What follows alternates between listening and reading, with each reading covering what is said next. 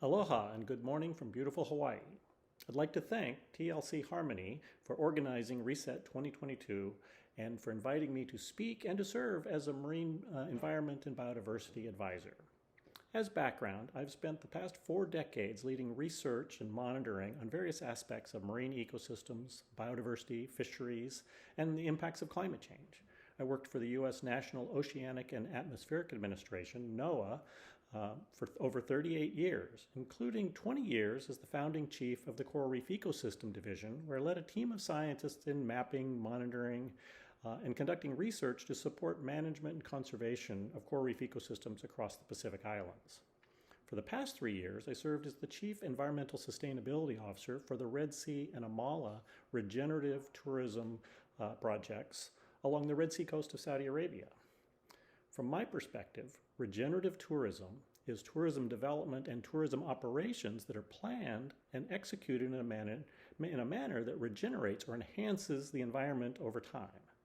The best indicator of regeneration is an increase in the natural biodiversity of an area, including both the number of species, if they've been reduced, or more typically, the abundance of those species.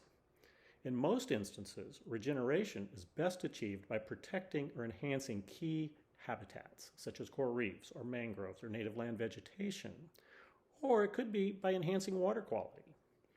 When habitats are protected, restored, or enhanced, the biodiversity will increase. But regeneration of the environment also involves reducing threats to the environment.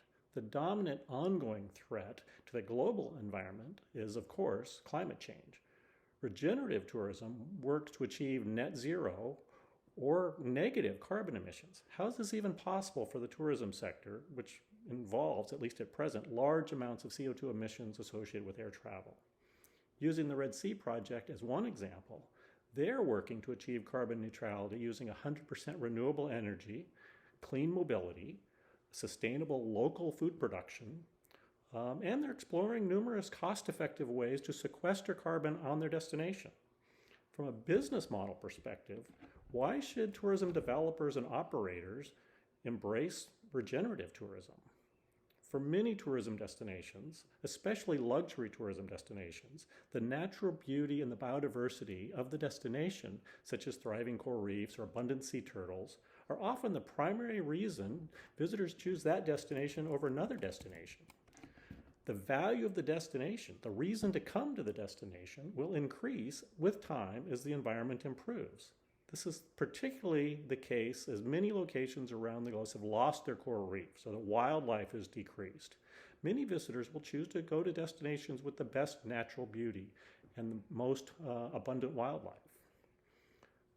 Engaging visitors directly in the regenerative activities will also enhance the visitor experience, whether that be planting mangroves or restoring coral reefs or assisting with scientific surveys or tasting locally grown food or personally observing the carbon sequestration process. Participation in regeneration is fun. It feels good.